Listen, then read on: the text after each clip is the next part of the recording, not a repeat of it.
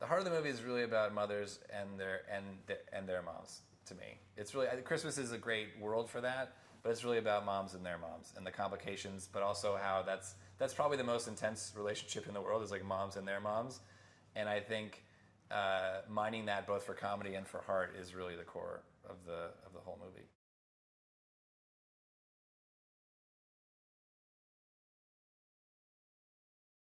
I remember in the first movie it was a little bit of a problem because they were having so much fun, but the movie was about three strangers getting to know each other.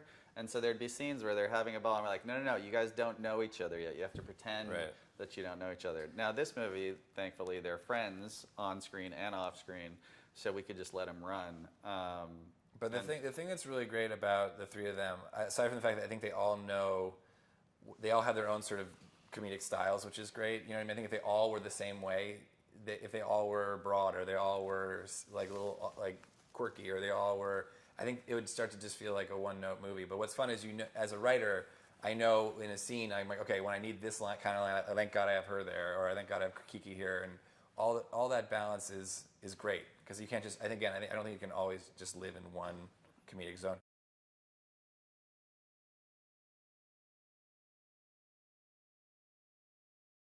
People actually connect with her and sort of see themselves in her. And she does a really good job of holding down the center of the movie as somebody who you can relate to. Yeah, that's the hardest. Her job is really the hardest job because not to say the other two are easy, but being the center of these movies, you have to carry a lot of the story. You have to carry a lot of the emotion. You don't just get to be the sort of the funny one.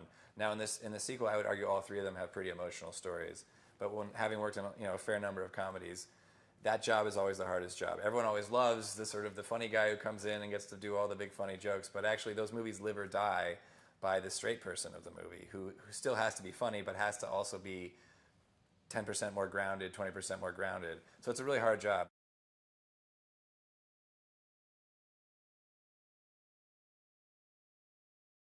Her comedy comes from a place, and it's really hard. A lot of people, especially comedians or comedy writers, it's so much easier to score a joke on being mean or by saying something that cuts someone down. And somehow Kristen has built an entire career around being like lovable and yet really, really funny. And I think that's a way bigger accomplishment than people maybe give it credit for, if that makes any sense. It's hard to get her to do a joke that's even remotely mean. And we write them. Yeah. We're not good people. But she has this there's something about her that's so lovable. You're like there's never any sort of cruelty in her humor. There's never any snark. It's never sarcastic. It's always sort of wide-eyed and just like it's great. From a writer's point of view, it's very frustrating when she says this joke is too mean, but she's actually right on because it's like Kiki doesn't have a mean bone in her body, so she would not be delivering a mean line that would hurt someone.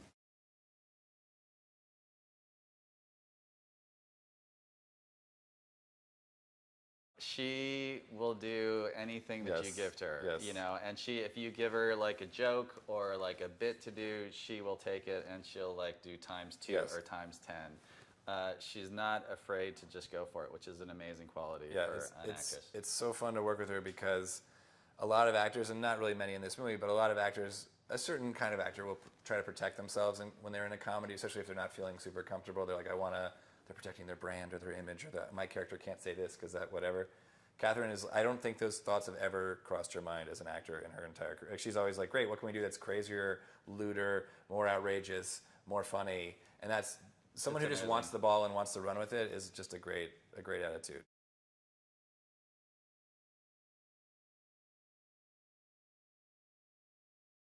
Mila's a really strong actress. She's a tough cookie. I think it's probably why audiences really like her. And so we needed someone who was going to stand up, who could go toe-to-toe with Mila. And even though Mila is quite small, she's a big personality, and you need someone who's going to sort of... I like the visuals of her being towered over by this very domineering woman. And I think from the first scene of this movie on, the second Christine walks in and just like takes Mila to, takes her to the woodshed in the first scene, I think it's that once that rivalry worked and once that relationship, that friction happened, I'm like, oh, we'll be fine. This movie's gonna be fine because this will always be comedic fodder.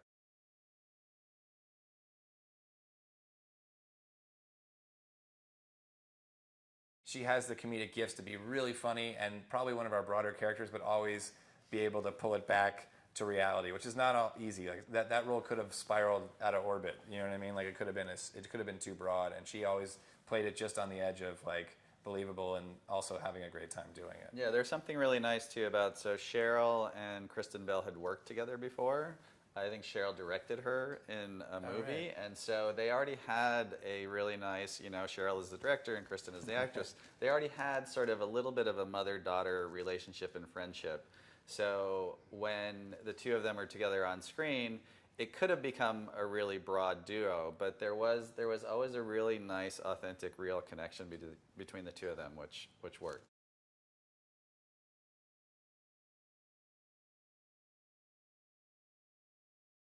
Sarandon, I think, was the first one on board. Sarandon was the first one on board, and I distinctly remember thinking, like, who would be awesome at this role? And that was, like, the first name that came out. And I remember thinking, she'd be amazing, we're never going to get her. Right. And then Catherine wrote her an email. She didn't know her, but she's like, hey, please do this. And correct me if I'm wrong, I believe the email said, am I right? I think you're right, yes. My ovaries need you in this movie? She said, I feel it in my uterus. I feel just feel it as one Yes.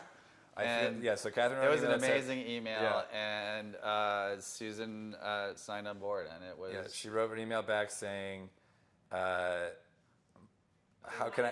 Who am I to argue with your uterus?" Which is the greatest acceptance letter of all time to be in a movie. So once we had Sarandon, that was a great start because she's obviously, she's a phenomenal actress.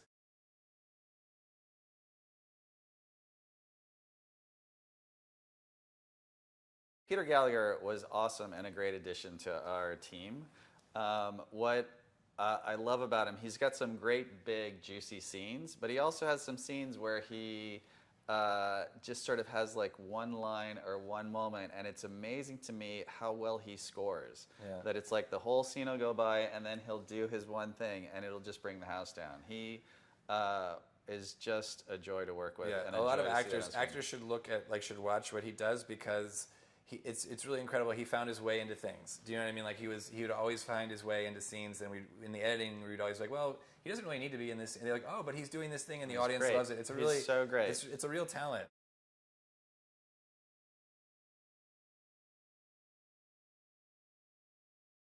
Justin Hartley is great. He's obviously a very good-looking man, but he was surprisingly funny. A lot of those guys, let's be honest, they generally aren't. He is hilarious in the movie. He's really funny. He had this very dry timing. His big scene is obviously when he meets Carla at the waxing, and it was great. The whole, which is how John met his wife. Yes, that's where we. It's actually how we both met each other too. It's weird how that doubled up. But Justin is awesome. Like, I knew him from This Is Us. I thought he was great. But what was really surprising to me was how funny he was.